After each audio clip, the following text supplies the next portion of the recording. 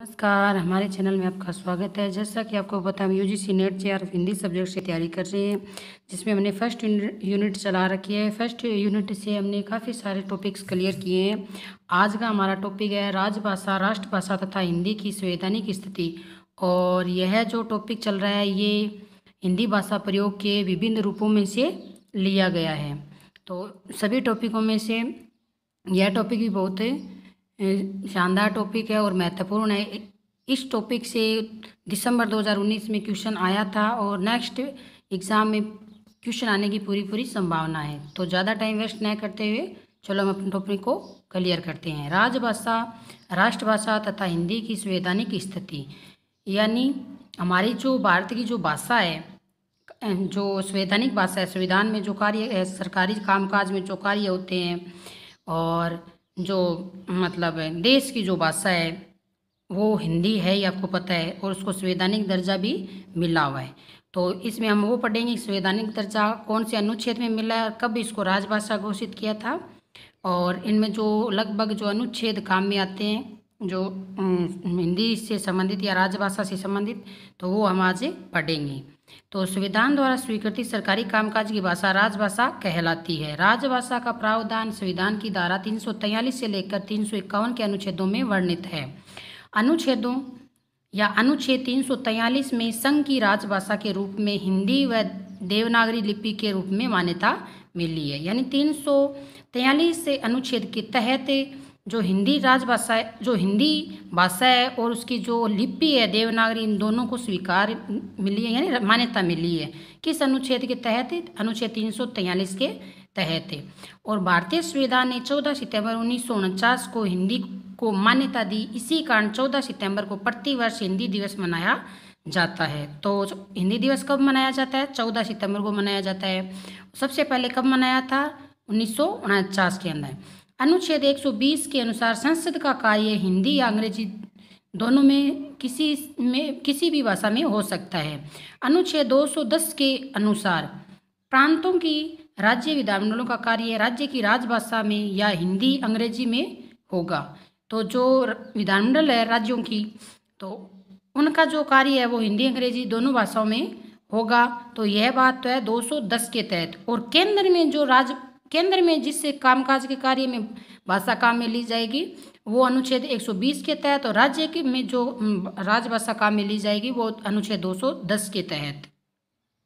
अब नेक्स्ट हम पढ़ते हैं राजभाषा आयोग कब बना था? 1955 में। उसके तहत राजभाषा आयोग में मुख्य जो सुझाव दिए गए थे उनके बारे में हमें पढ़ेंगे। तो राष्ट्रपति ने एक राजभाषा आयोग की नियुक्ति की जिसके 21 सदस्य थे। इस आयोग के कुछ मुख्य सुझाव दिए गए जो इस प्रकार है, जो हम आगे पढ़ेंगे। तो यह आयोग बनाया था 1955 में। किसने? राष्ट्रपति ने। और कितने सदस्य थे? 21 सदस्य के थे उसके अंदर। तो पहला उसमें मुख्य सुझाव था हिंदी मामलों में अंग्रेजी भाषा का ज्ञान आवश्यक होते हुए भी सार्वजनिक क्षेत्र में विदेशी भाषा का व्यवहार उचित नहीं है। कहने का अभिप्राय ये है कि जो देश के अंदर जो अंग्रेजी भाषा से आवश्यक हो, लेकिन जो सार्वजनिक क्षेत्र यानी सभी जगह तो विदेशी भाषा का व्यवहार होना कोई जरूरी नहीं है, न ही कोई उचित भाषा है, क्योंकि भारत की तो भाषा हिंदी है, इसीलिए अंग्रेजी भाषा उचित नहीं है। हिंदी नेक्स्ट, हिंदी सर्वाधिक बोली व समझी जाने वाली भाषा है। यह संपूर्ण भारत का एक माध्यम है। फिर तीसरी बात कही थी 14 वर्ष की उम्र तक भारत के प्रत्येक छात्र को हिंदी का ज्ञान करा देना चाहिए। देखो 14 वर्ष तक की प्रत्येक बालक बालिकाओं को हिंदी जो भाषा है उसका ज्ञान होना अति आवश्यक है। हिंदी क्षेत्र के विद्यार्थियों को एक और भाषा, विशेषतः दक्षिण भारत की भाषा अनिवार्य रूप से सीखनी चाहिए, ये भी जरूरी है। आयोग राजभाषा आयोग 1955 के तहत है। उसके बाद भारत सरकार के प्रकाशन अधिक से अधिक हिंदी में हो, यह भी इस आयोग की कंडीशन से थी। नेक्स्ट है संसद व विधानमंडलों में हिंदी और प्रादेशिक भाषाओं का व्यवहार होना चाहिए। उसके बाद में प्रतियोगी परीक्षा में हिंदी का एक अनिवार्य प्रश्न पत्र रखा जाना चाहिए। और नेक्स्ट है भारत की भाषाओं में निकटता लाने की व्यवस्था करनी चाहिए। तो यह आयोग 1955 के तहत ये बातें कही थी कि 14 वर्ष तक बालक को पूरा ज्ञान होना चाहिए हिंदी भाषा का, और दक्षिण भारत की एक भाषा सीखनी चाहिए, और भारत के जितने भी कार्य होते हैं में अधिक से अधिक राजभाषा हिंदी का काम में ली जानी चाहिए, और विधानमंडल और संसद में भी जो भाषाएं काम में लेती है, पत्रों में लेते हैं, तो उनमें भी राजभाषा यानी हिंदी का प्रयोग होना चाहिए। और प्रतियोगी जो परीक्षाएं होती है एग्जामों के अंदर, तो उसमें भी एक अनिवार्य रूप से हिंदी का पेपर होना जरूरी है। और भारत की जो निकट भाषा है उनकी बारे में व्यवस्था भी होनी चाहिए, यानी जहाँ जिस भाषा को लोग अधिक जानते हैं उस भाषा की व्यवस्था भी अच्छी होनी चाहिए। ये सारी कुछ कंडीशंस थी राजभाषा आयोग 1955 के तहत। अब हम नेक्स्ट पढ़ेंगे अनुच्छेद। जो राजभाषा आयोग के संबंधित जो अनुच्छेद है वो हम अब नेक्स्ट पढ़ रहे हैं। अब हम अनुच्छेद पढ़ते हैं। अनुच्छेद 344 के अनुसार प्रारंभ में 5 वर्ष की समाप्ति पर राष्ट्रपति एक आयोग गठित करेगा जो निश्चित की जाने वाली एक प्रक्रिया के अनुसार राष्ट्रपति को सिफारिश करेगा कि किन शासकीय प्रयोजनों के लिए हिंदी का प्रयोग अधिकाधिक किया जा सकता है। कहने का अभिप्राय यहाँ यह है कि शुरुआत में जो आयोग बनेगा वो 5 साल के बाद एक गठित किया जाएगा, और उसमें यह निश्चित किया जाएगा यानी यह देखा जाएगा कि जो उस आयोग के तहत जो सदस्य होते हैं वो राष्ट्रपति को सिफारिश भी करेगा कि राजकार्य में जो भाषा ली जा रही है उसका प्रयोग सबसे ज़्यादा होनी आवश्यक है या होनी चाहिए। साथ ही अंग्रेजी न्यायालयों में प्रयुक्त होने वाली भाषा के स्वरूप विभिन्न प्रयोजनों के लिए अंकों का रूप तथा संघ की राजभाषा तथा राज्य के बीच एक दूसरे राज्य के बीच भाषा का संबंधी सुझाव भी होना चाहिए। तो साथ ही क्या कहा था कि अंग्रेजी भाषा या अन्य भाषा न्यायालयों में जो भी है उनमें जो भी कार्य होते हैं उनमें क्या है उनके बीच जो वार्तालाप होती है, जो पत्राचार होता है, उसमें भी क्या है राजभाषा का उपयोग भी अधिकाधिक होना जरूरी है। सुझाव देना था अनुच्छेद किसके 344 के तहत। तो 344 अनुच्छेद के तहत एक तो राष्ट्रपति 5 वर्ष के अंदर एक आयोग गठन करेगा, और साथ ही उस आयोग के जो सदस्य होते हैं वो उसका जायजा लेगा यानी उसको सिफारिश करेगा कि राजकार्यों के अंदर हिंदी भाषा का अधिकाधिक प्रयोग किया जाए, और जो भी राज्य और अन्य केंद्र शासित प्रदेशों में जो न्यायालय है उनमें भी जो कार्य होते हैं भाषाओं के अनुरूप या जो भी कार्य होते हैं उनके बीच में राजभाषा का भी उपयोग कर लेना का सुझाव देना था। अनुच्छेद किसके तहत? अनुच्छेद 344 के तहत। तो अनुच्छेद 344 के तहत इतना ही आपको याद रखना है कि एक राष्ट्रपति के द्वारा एक आयोग गठित करेगा राजभाषा का। ठीक है, इतना ही इंपॉर्टेंट है इसके अंदर। नेक्स्ट हम पढ़ रहे हैं अनुच्छेद 345 से। तो अनुच्छेद 345 के तहत क्या है? अनुच्छेद 345 के अनुसार किसी एक राज्य की विधानमंडल या विधि द्वारा उस राज्य में प्रयुक्त होने वाली या किन्हीं अन्य भाषाओं को या हिंदी को शासकीय प्रयोजनों के लिए स्वीकार करेगा, और ऐसा नहीं हो सकने की स्थिति में अंग्रेजी का प्रयोग यथावत रहेगा। कहने का अभिप्राय यहाँ यह है कि विधानमंडलों में राज्य जो विधानमंडल है, जो विधि द्वारा जो कानून है उनमें जो भाषाएं ली जाएगी, जो कार्य किए जाएंगे उनमें हिंदी भाषा स्वीकार करनी होगी। अगर ऐसा पॉसिबल नहीं है तब जाके वो अंग्रेजी है वो यथार्थ रहेगा, वरना हिंदी भाषा के प्रयोग अधिकाधिक किया जाएगा। नेक्स्ट है अनुच्छेद 346 के तहत। 346 के अनुसार संघ द्वारा प्राधिकृत यानी केंद्र द्वारा प्राधिकृत भाषा एक राज्य और दूसरे राज्य के बीच में तथा किसी राज्य और अन्य संघ की सरकार के बीच पत्र आदि की राजभाषा होगी। कहने का अभिप्राय यहाँ यह है कि केंद्र और राज्य के बीच में जो पत्राचार होगा उनमें भी भाषा किसका प्रयोग होगा? राजभाषा का ही प्रयोग किया जाएगा।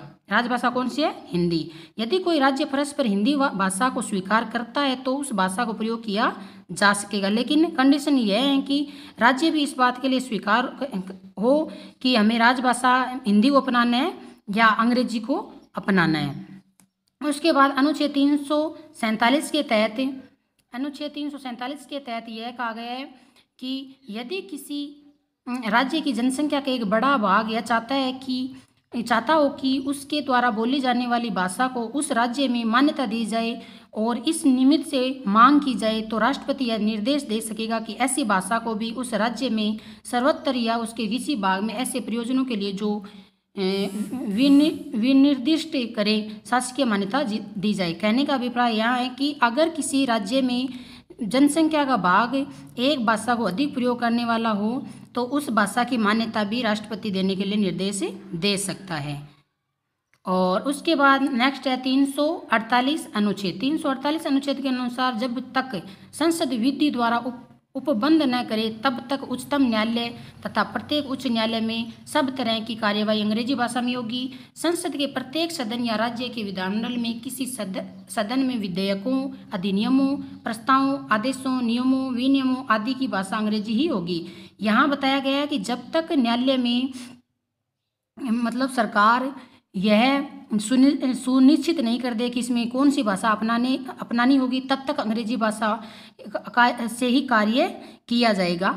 मतलब हाई कोर्ट या जो भी कोर्ट हो, अधीनस्थ कोर्ट हो, चाहे सुप्रीम कोर्ट हो, उनमें क्या अंग्रेजी भाषा का उपयोग किया जाएगा। लेकिन जब निर्देश दे दिया जाए, केंद्र सरकार के आदेश दे दिए जाए, तो उसमें राजभाषा अपनानी ही होगी।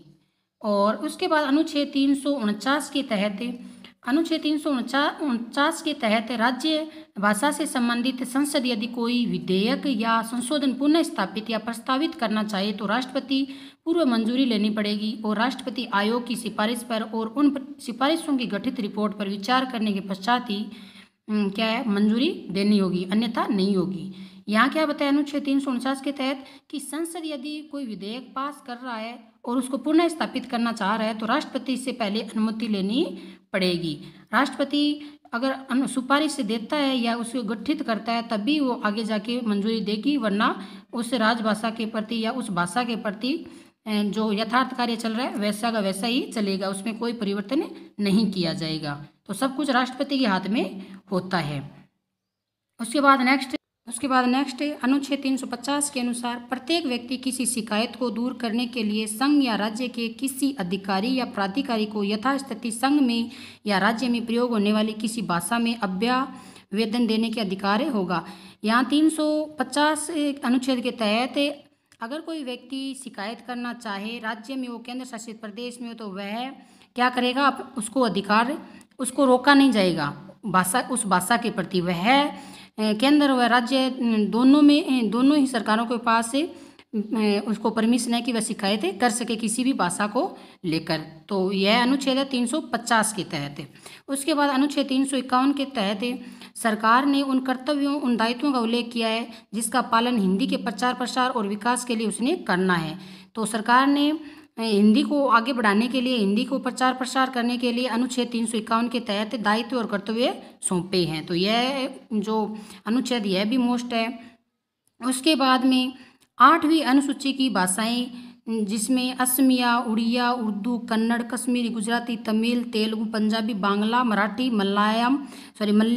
मलयालम, संस्कृत, सिंधी, हिंदी, नेपाली, कोंकणी, मणिपुरी, बोडो, संथाली, डोगरी, मैथिली आदि 22 भाषाएं हैं 8वीं अनुसूची की में। तो इन 22 भाषाओं को मान्यता दी गई है। 2 अन्य भाषाएं भी है जिनको अभी तक मान्यता नहीं मिली है। और हमारी राजस्थानी भाषा को भी क्या है मान्यता मतलब देने की पूरी कोशिश चल रही है और अभी भी चर्चा में है ये टॉपिक, अभी तक उसको मान्यता नहीं मिली है। तो उसके बाद 92वां संशोधन अधिनियम 2003 के द्वारा 2004 में 4 भाषाएं जिनमें बोडो, संथाली, डोगरी, मैथिली और तो 92वें संविधान संशोधन के तहत है ना 2003 में हुआ था, उसमें 4 भाषाएं और जोड़ी गई थी जिसमें बोडो, संथाली, डोगरी, मैथिली जोड़ी गई।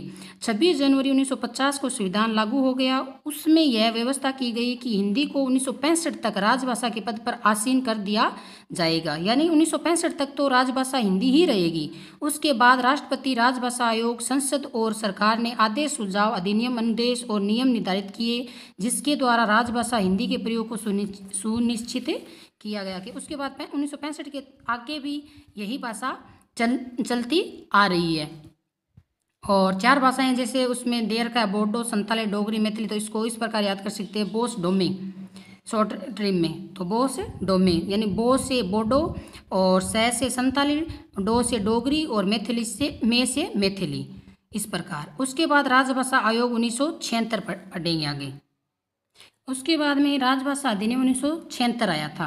इस अधिनियम के तहत हिंदी का अधिक से अधिक प्रयोग करने के लिए कुछ प्रभावी कदम भी उठाए, जो इस प्रकार है। हम आगे पढ़ रहे हैं। तो भारत के राज्यों को 3 वर्गों में बांट दिया गया था। किसको? राजभाषा को लेके, जिसमें क वर्ग, ख वर्ग और ग वर्ग। क वर्ग में उत्तर प्रदेश, मध्य प्रदेश, राजस्थान, बिहार, हिमाचल प्रदेश, हरियाणा और दिल्ली, ये सभी हिंदी भाषी क्षेत्र हो गए। कहने का अभिप्राय है उत्तरी पश्चिमी मध्यम जो जिले हैं, जो राज्य हैं, भारतीय जो उत्तरी पश्चिमी मध्यम जो जिले हैं, जो राज्य है, उनमें कौन सी भाषा अपनाई गई थी? हिंदी भाषा क्षेत्र अपनाया गया था। उसके बाद ख वर्ग में रखा था पंजाब, गुजरात, महाराष्ट्र और केंद्र शासित प्रदेश, जिसमें चंडीगढ़ और अंडमान निकोबार, ये ख वर्ग क्षेत्र में रख दिया गया था। क्योंकि ये क्वेश्चन पूछते हैं, क वर्ग में कौन से क्षेत्र आते हैं, ख वर्ग में कौन से आते हैं और ग वर्ग में कौन से आते हैं। तो इस बात को आपको थोड़ा सा ध्यान में रख लेना है। तो उसके बाद ग वर्ग में शेष सभी जिले बचे हुए और केंद्र शासित बचे हुए, वो सारे ग वर्ग में आ जाते हैं। तो क वर्ग का विशेष आपको ध्यान में रखना है।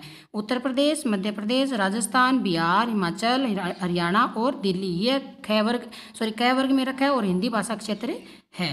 उसके बाद में हम पढ़ेंगे आगे नेक्स्ट, केंद्र कार्यालय, यानी केंद्रीय, जो केंद्र में जो कार्यालय से क श्रेणी के राज्यों को भेजे जाने वाले पत्र हिंदी देवनागरी लिपि में ही भेजे जाएंगे। यानी केंद्र के द्वारा तो पत्र होते हैं, वो क वर्ग श्रेणी में जो राज्य है उनको जो पत्र भेजेंगे वो हिंदी भाषा में और देवनागरी लिपि में ही भेजे जाएंगे। उसके बाद ख वर्ग में क्या है? ख वर्ग श्रेणी में राज्यों में जो पत्र व्यवहार होगा वो हिंदी अंग्रेजी दोनों भाषाओं में होगा और केंद्रीय कार्यालय में प्रेषित हिंदी पत्रों का उत्तर भी हिंदी में ही दिया जाएगा।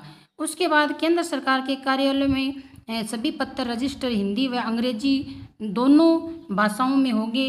केंद्र सरकार के कर्मचारी हिंदी अंग्रेजी में टिप्पणी लिख सकेंगे। और उसके बाद जो अन्य जो है ग वर्ग में, उसमें जो कार्य होगा वो अंग्रेजी भाषा में ही या हिंदी भाषा में होगा। वो तो उस पर डिपेंड है कि गवर्नमेंट किस भाषा में पत्राचार करना चाहेगी। उसके बाद में कोई भी व्यक्ति अगर आवेदन या अपील हिंदी या अंग्रेजी में दे सकता है। यदि आवेदन या अपील हिंदी में हो तो उस पर हस्ताक्षर हिंदी में है, तब उसका उत्तर भी हिंदी में ही देना अनिवार्य होगा। अगर पत्र के अंदर हस्ताक्षर यानी सिग्नेचर हिंदी भाषा में या अंग्रेजी भाषा में है तो हिंदी भाषा में है तो अनिवार्य हिंदी भाषा में होगा, अगर अंग्रेजी भाषा में तो अंग्रेजी भाषा में होगा। उसके बाद 80% अधिक कर्मचारी हिंदी में कार्य करते हो, वहाँ टिप्पणी प्रारूप इत्यादि कार्य क्या होगा? हिंदी में ही किया जाएगा। जिससे कार्यालय में अगर 80% है या इससे ज़्यादा व्यक्ति कर्मचारी है वो हिंदी भाषा का प्रयोग कर रहे हैं तो वहाँ जो कार्य होगा वो हिंदी भाषा में ही किया जाएगा। तो यह हमारा आज का टॉपिक था, राजभाषा, राष्ट्रभाषा और हिंदी की संवैधानिक। तो यह हमारा टॉपिक था और एग्ज़ाम की दृष्टि से यहाँ एक क्वेश्चन 2 नंबर का आता है और बहुत ही इंपॉर्टेंट क्वेश्चन उठ के आता है और हमारे सिलेबस में भी यह टॉपिक जुड़ा हुआ है। तो नेट जेआरएफ के साथ साथ अन्य आने वाली सभी भर्तियों के लिए भी यह टॉपिक अति आवश्यक है और क्वेश्चन आए हैं और आते जाएंगे।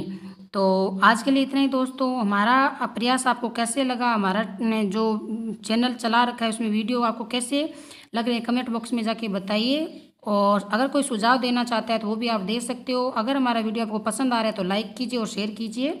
और आज के लिए इतना ही दोस्तों, नमस्कार।